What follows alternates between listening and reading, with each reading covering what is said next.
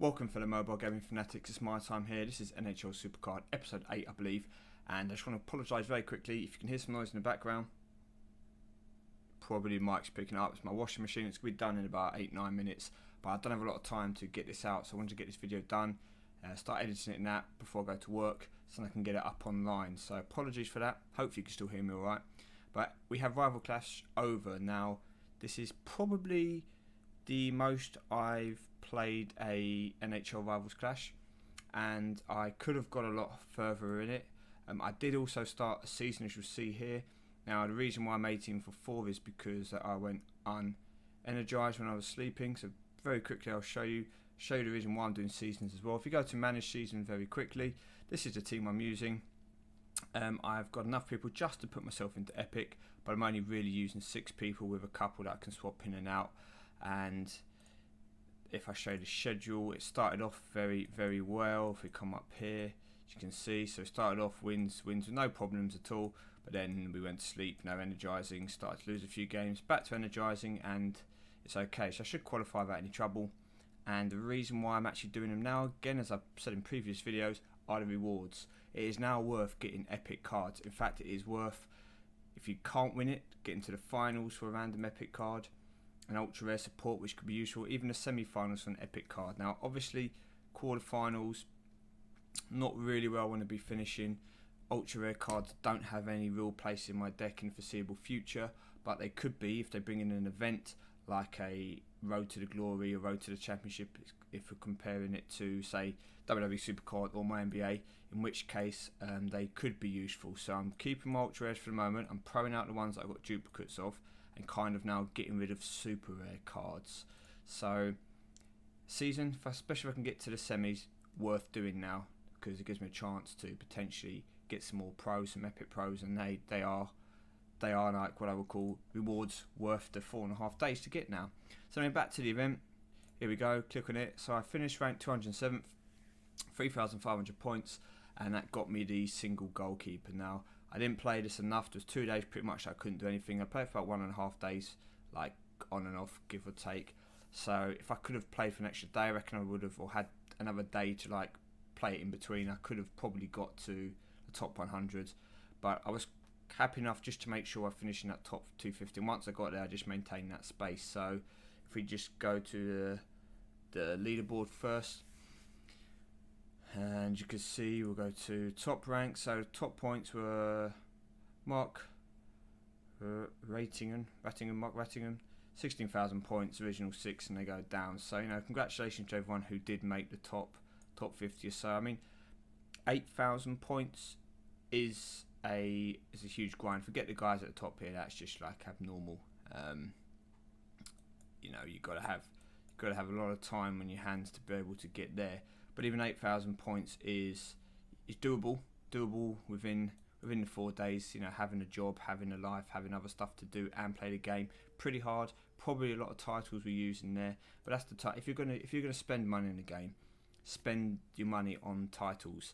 You know, on the hot streaks in here. Don't spend your money so much on packs, because the packs are too random. At least if you're finishing the reward here, you know what you're getting. So if you want to get that epic, that double epic, that double legendary, you know, if it costs you 1,200 credits, you at least know you're getting that pro from it, for example. Whereas in a pack, you could just end up with another card which you don't need.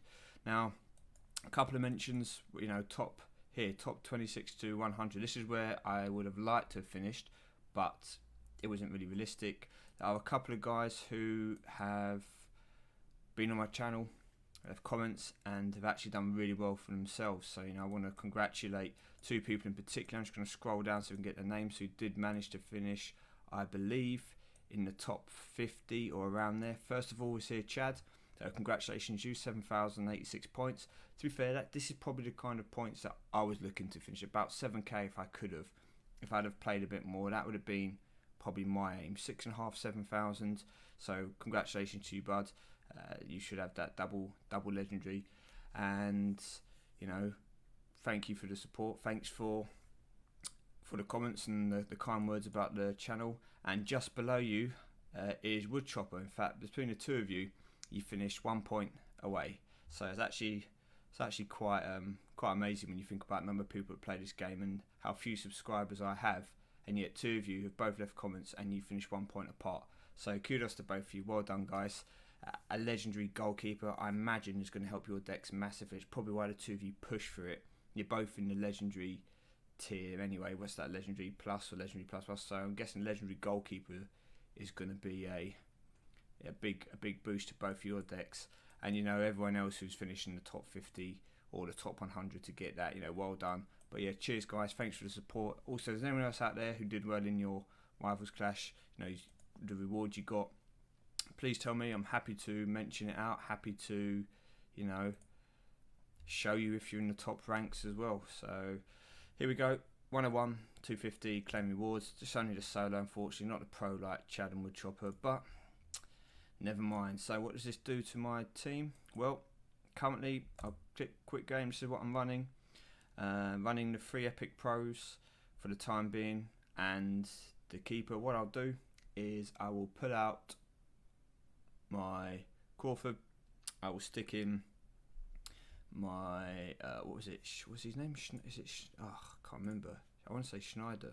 Yeah, Schneider. Yes. Okay. Put my Corey Schneider, and I would obviously train him up to bring him close to my current epics. As I said before, I will show you my epic people. None of them are fully maxed out at the moment. I'm leveling them all up kind of at the same time because of the way I'm playing it. As you can see here, 4-man band, plain dead, whatever you want to call it. I like to call it plain dead. I've got 2 guys in there which obviously aren't part of my best lineup. I could remove them, but I'm trying to win as many games as possible, with the exception of Rivals Clash, because playing those +5s or +10s, I do lose a few, so that doesn't help my losses. But yeah, I want to try and win as many as I can. Literally, just to get the picks, just to keep getting those 2 picks. I don't even try and perfect win them, just to make sure I get 2 picks all the time and progress my way through.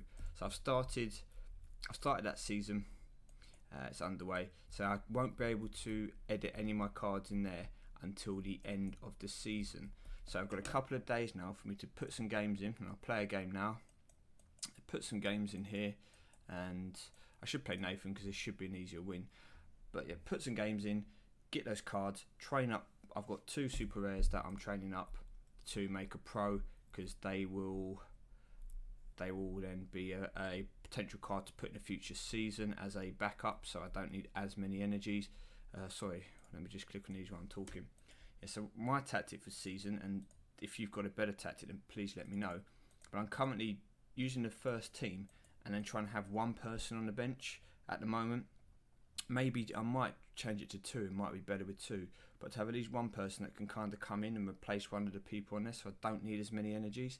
Now, if I don't want to put too many people on the bench to move my tier up to do, for example, if I'm in the bottom of Epic or the top of Epic, all I'm going to find that is if I move to the top of Epic, then I'm going to be playing harder people, where if I stay in the bottom of Epic, I should, in theory, be playing people with not such strong decks overall.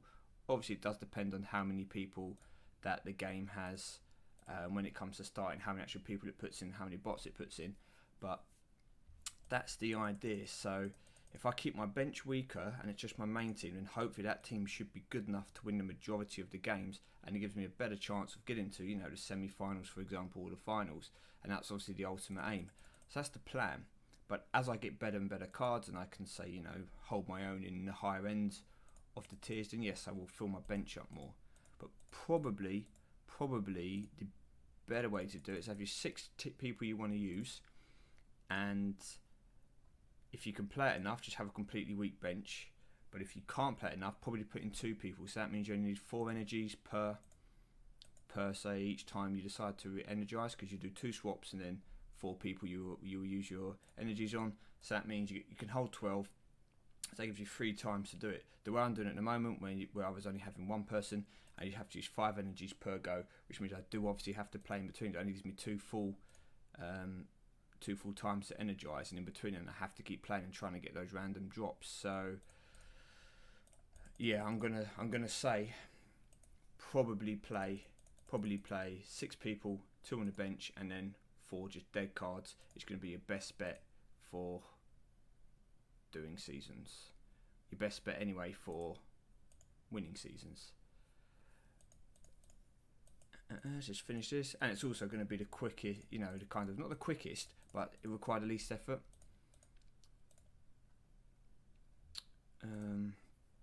Let's carry on, just play 1 or 2 more games against Mitch here. Obviously, if you had 12, say, amazing cards, if you're at the top ends and you are, say, got, I don't know, say 12 legendary pros, and you can just smash them all in, and fine, you might as well do that because you don't have to worry about the energies. You can just constantly just swap your players around, and you're going to have as good a team as you can possibly put in.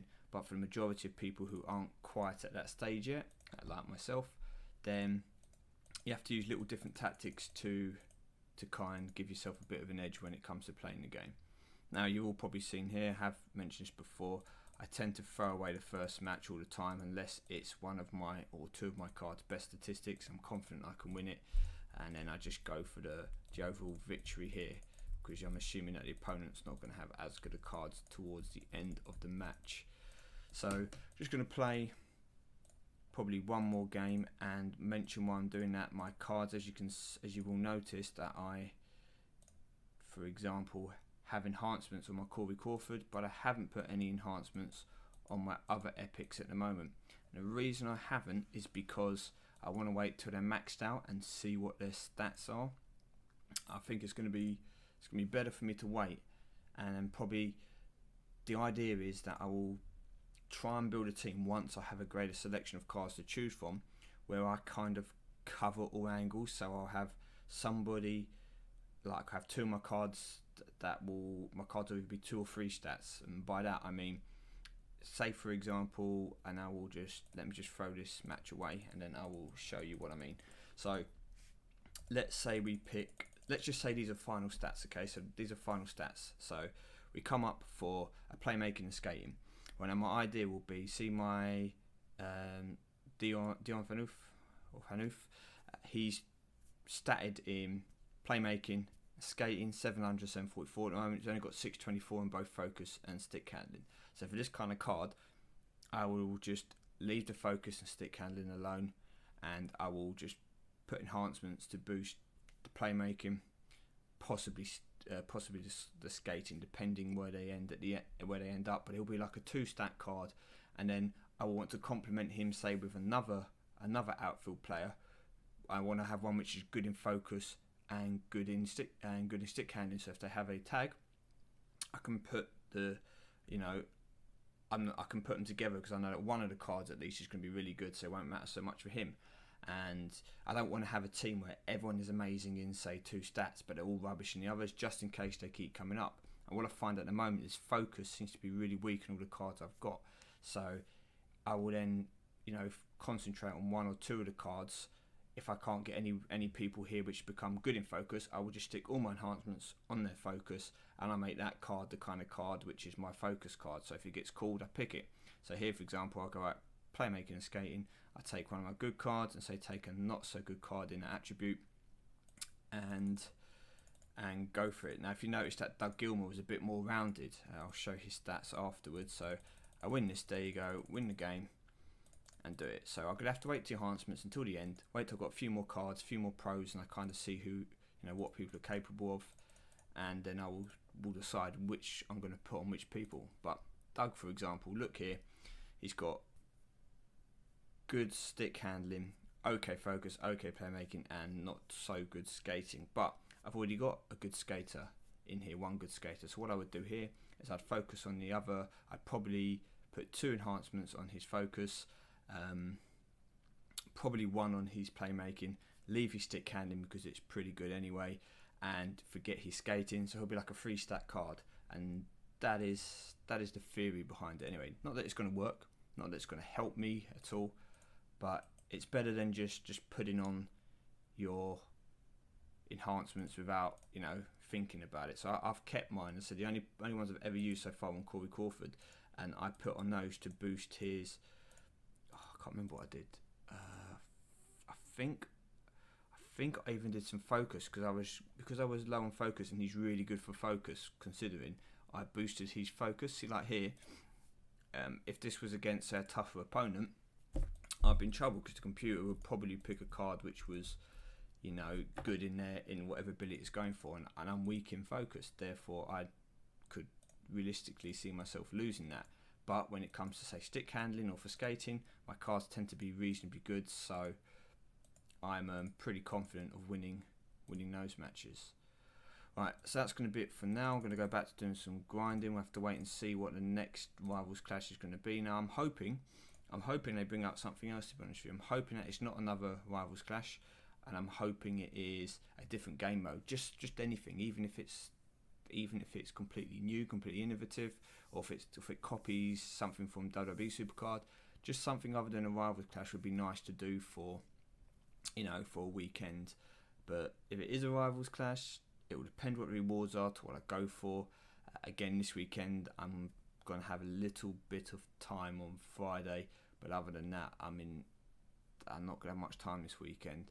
So it'd be good to see something else come out, something else to try rather than a Rivals Clash, because I don't think I'll be going for a top reward. But I'll be back soon once I've come towards the conclusion of the season. I'll bring you an update there. I'll bring you my team once I maybe get some pulls or anything from the board, and also once I've got my legendary keeper in, and we will soon see if I can get myself in the next few days at least for one board pull into the legendary to get that legendary board pick. And I've been MyTyme. Thank you very much for watching. Shout out once again to Chad and Woodchopper. Congratulations guys, well done in top 50, and hope those cards do you proud. Take it easy people.